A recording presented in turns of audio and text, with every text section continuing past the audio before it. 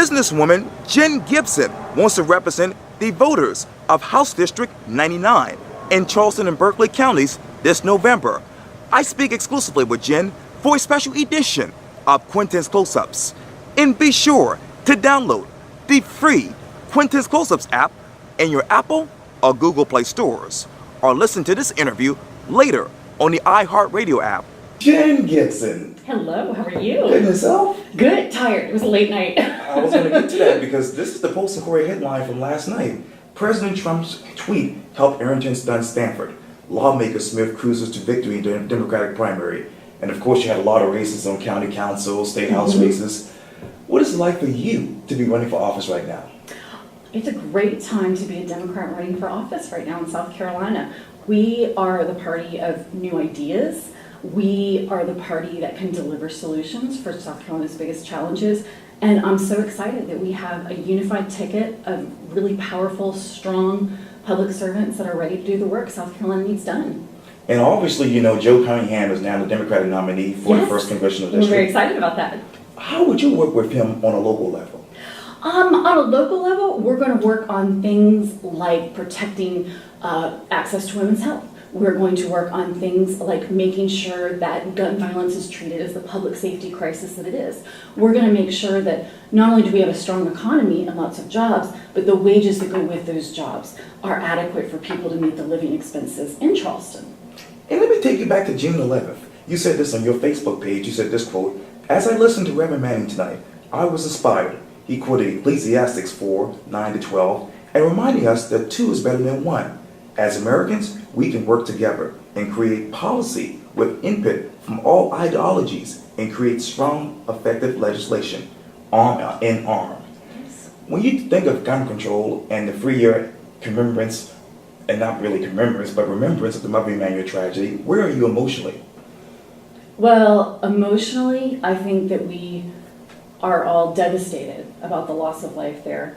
And we're devastated about the environment in our country that created that, both in the terms of how easily accessible guns are to people that should not have guns, and then in terms of the hate that filled that young man's heart and allowed him to create such chaos and horrible sadness for so many people. And I don't really think it's gun control. It's not. We don't need to control guns. What we need to do is we need to control the access that people have when they don't have any business owning a gun. So we can do that very easily with background checks.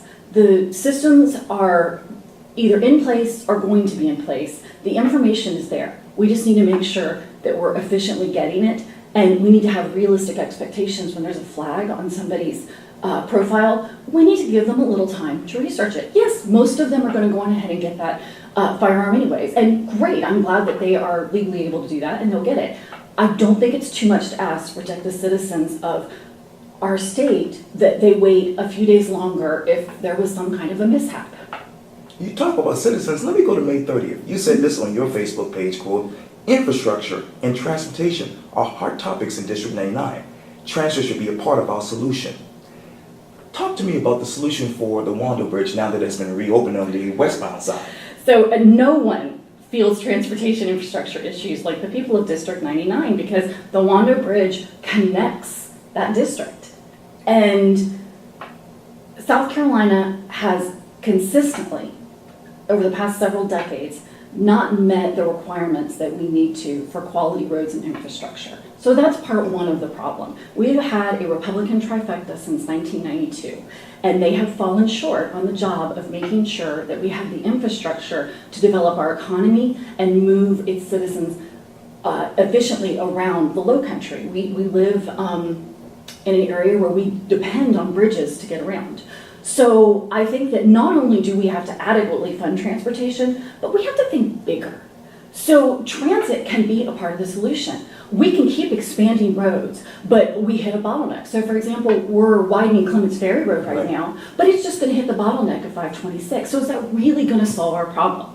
It's going to help, but we're still going to have traffic backed up on Clements Ferry Road. So what we need are alternate solutions. I think that the BRT system, a light rail transit Right. system, can be an efficient part of moving people around South Carolina. And I think it can, I'm sorry, not South Carolina, but Charleston. Right. And I think that a high-speed ferry system makes a lot of sense. We can develop with very little environmental impact and very little impact on citizens, that a system that can move people about the low country and take advantage of how beautiful it is. And these are not necessarily going to be open air ferries. You know, they can be heated and air conditioned, protected. They will move quickly, so it's efficient. And it's a great way to expand tourism in the low country because it's a really fun, unique, neat way to move people around our beautiful low country environment. And it will have very little impact on our marshes and our wetlands, and we're not going to have to displace as many people that have lived here for generations. That brings me to really two questions. Where is your confidence in the Department of Transportation? Right now it's low.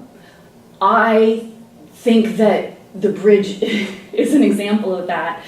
They need more transparency. They should have been upfront and honest with all government officials about the problems with the bridge. They covered it up. And we see that so often when you look at SCANA, when you look at the bridge. There's so many issues in our state where we have the people and the party that is in control and power desperate to cover up the inadequacies in our government infrastructure. And they don't want to fix it, they just want to put Band-Aids on it. And that's a problem. We have to deal with our issues on a systemic level and solve not just the bridge problem, but we need to solve the infrastructure transportation problem of moving millions of people around the low country.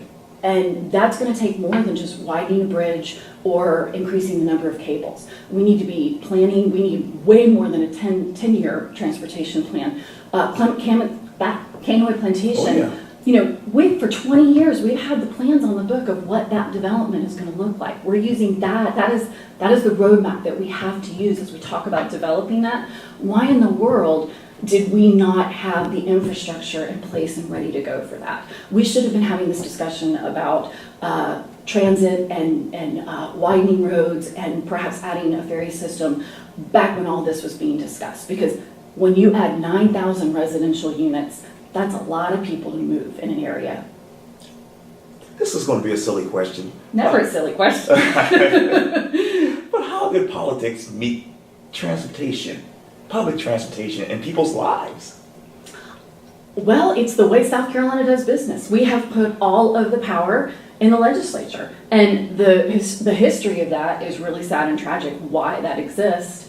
But we have put all of the control and authority with the legislature, and they are elected officials. And what we have right now is this power brokerage between the Senate, the representatives, and the governor's office, and a refusal to accept that they have not met the needs of South Carolina citizens.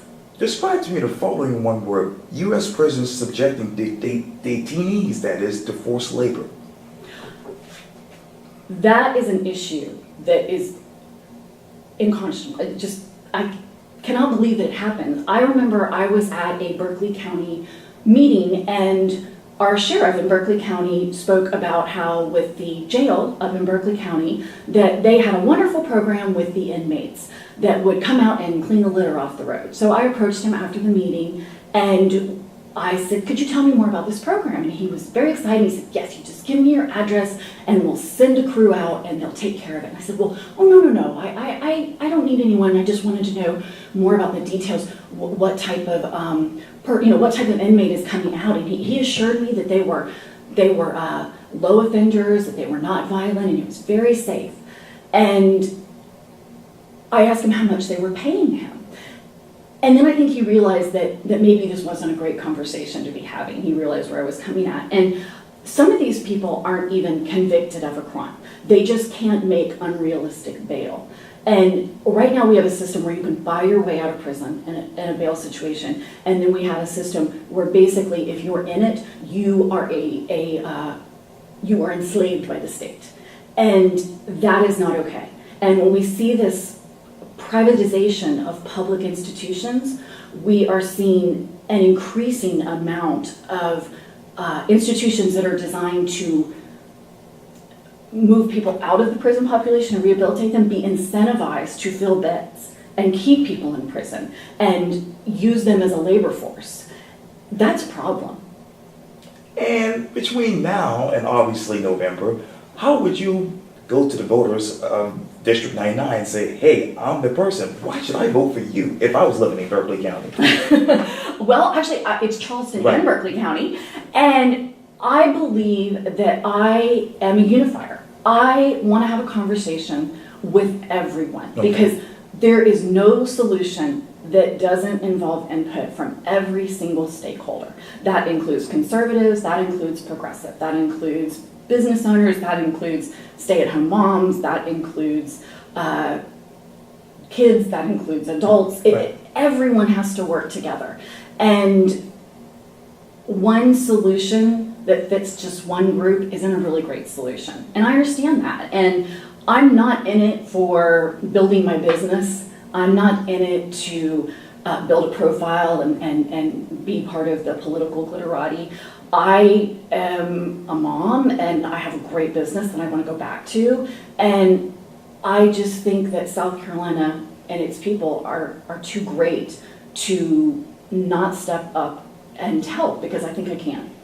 Jennifer Gibson, thank you so much for your time. I really, really appreciate this. Thank you, Quintin. I appreciate it. Likewise. Bye-bye. Anytime. Thank you. Thank you.